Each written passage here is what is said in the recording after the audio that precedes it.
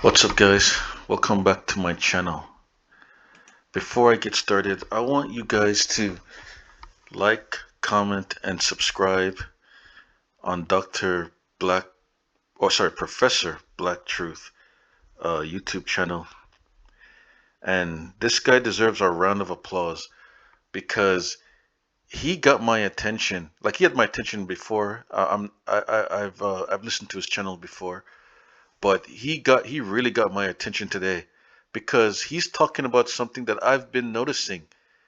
Jared Leto, he's been accused of some serious accusations, and I've been noticing Hollywood has been ignoring this guy.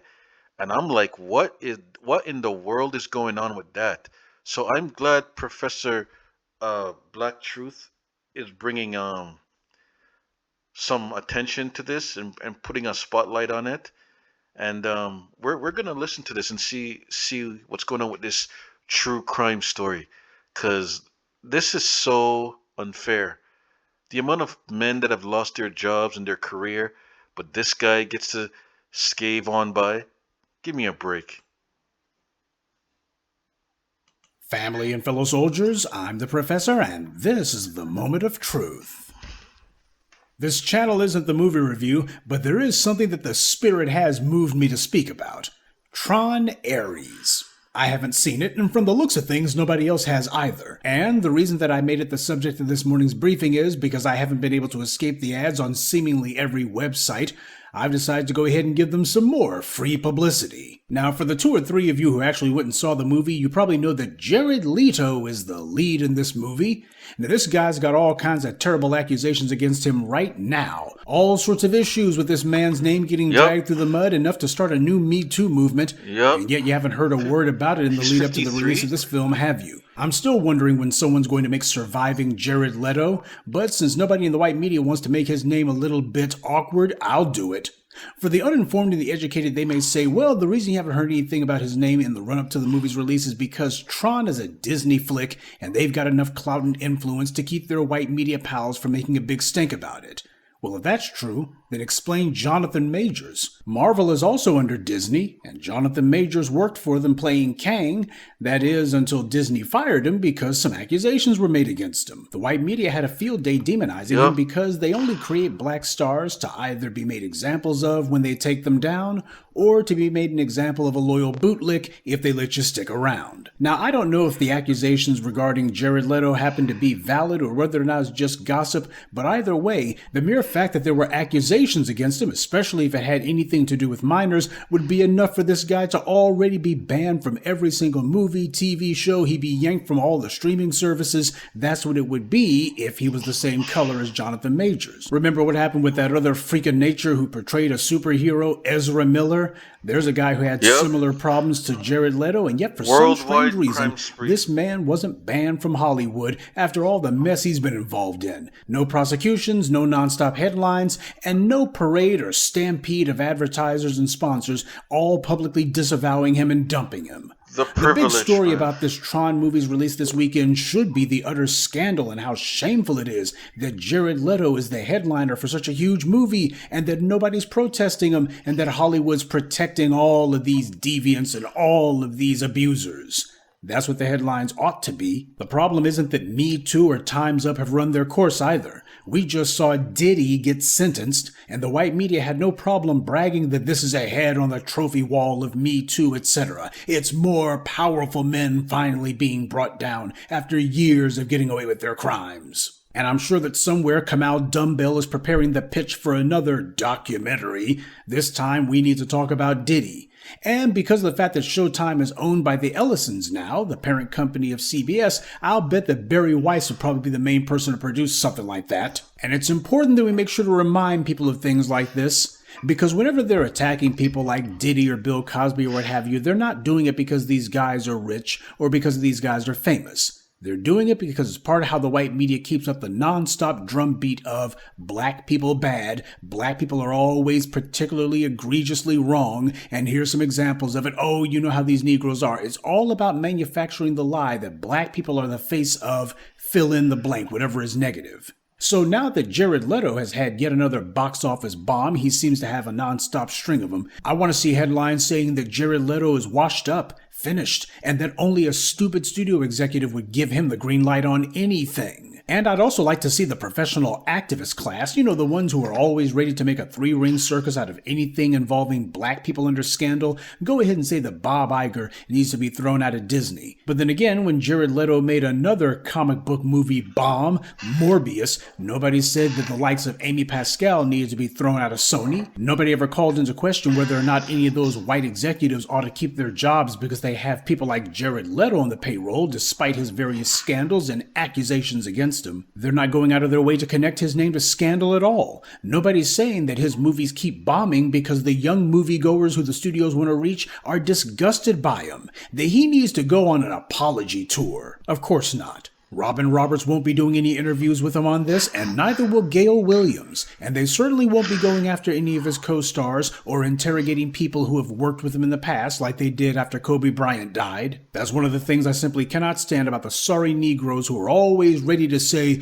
well, just because these white offenders don't go to jail and don't have their careers ended, does that make R. Kelly right? Listen up, stupid. When the likes of Harvey Weinstein and others are allowed to prey on black women with impunity, when a number of these creeps are allowed to violate and even kill black women and the law doesn't touch them, you're a fool if you try to act as if all you gotta do is put R. Kelly in jail and black women are safe. R. Kelly didn't get prosecuted and sent to prison because of any alleged actions that he did against black women. The only reason that he's in a cell this morning is because of the fact that the white media, they need to change the headlines. Because you had all of these white media executives who were getting dragged, and rightly so, finally getting called out, finally getting exposed.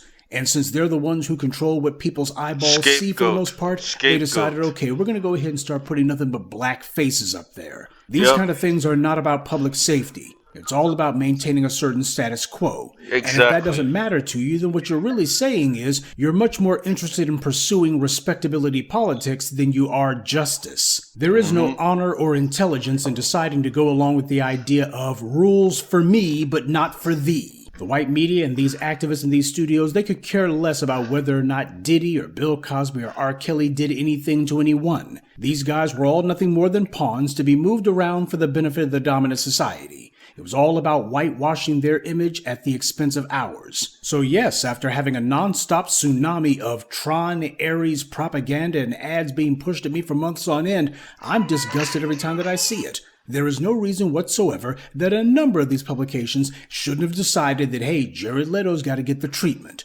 Nobody wants to talk to any of his accusers or alleged victims, and nobody's talking about him in terms of he's already guilty. The only way that they allow for a white person of note to have their career ended is if there's a successful prosecution. Aside from that, all accusations are simply allowed to fall down the memory hole, never to be mentioned again. Just ask Rob Lowe about that one if you doubt me. And another thing about Mars Ares, it has a white cast, and it tanked.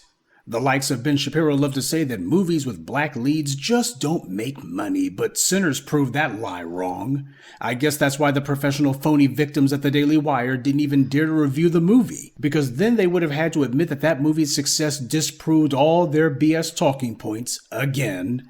It's like I've always told you, when your enemy's arguments have all been totally defeated, they're not going to admit it, and you shouldn't look for that. Don't expect the ideologically defeated to give you a confession. Instead, you'll know they've been beaten by the sound of their silence, when even they know that they've proven themselves dead wrong, and to keep talking, even to offer a feeble defense, would only make things worse for themselves. What they'll do instead is to just slither off somewhere and wait to see if another argument comes up that they actually can win. But I'm sure that the white media's morning news shows are going to be giving a recap of what was going on at the box office.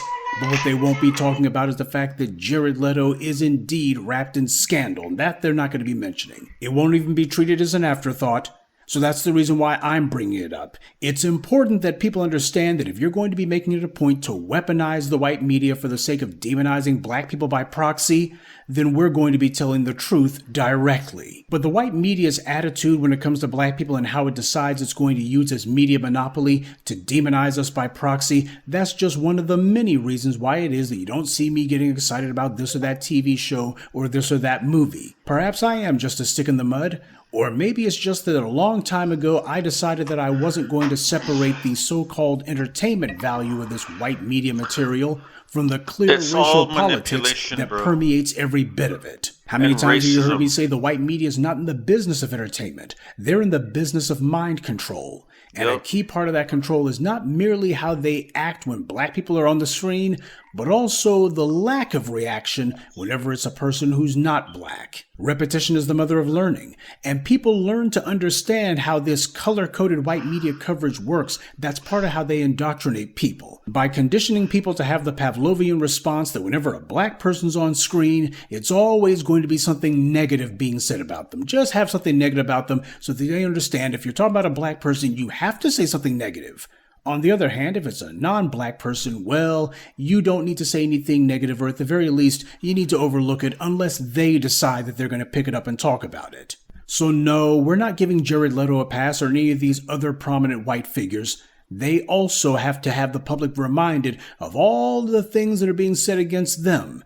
And if it's wrong to be bringing up these things against Jared Leto when there hasn't been any sort of trial, much less a conviction, then why wasn't it wrong for the white media to destroy Nate Parker's career by bringing up all kinds of accusations against him that he had already disproven in Exactly. court? But this isn't about sexual propriety. They made a hero out of Roman Polanski after he raped and sodomized a child. So that being the case, this is the morality of the white media. It has nothing to do with morals. It has everything to do with social conditioning. That if you're black, you're always going to be walking on eggshells in the middle of a live minefield. And so much as one wrong step, Social one wrong conditioning is a breath problem. even, and that's the end of you. Doesn't matter if you really did anything wrong or not.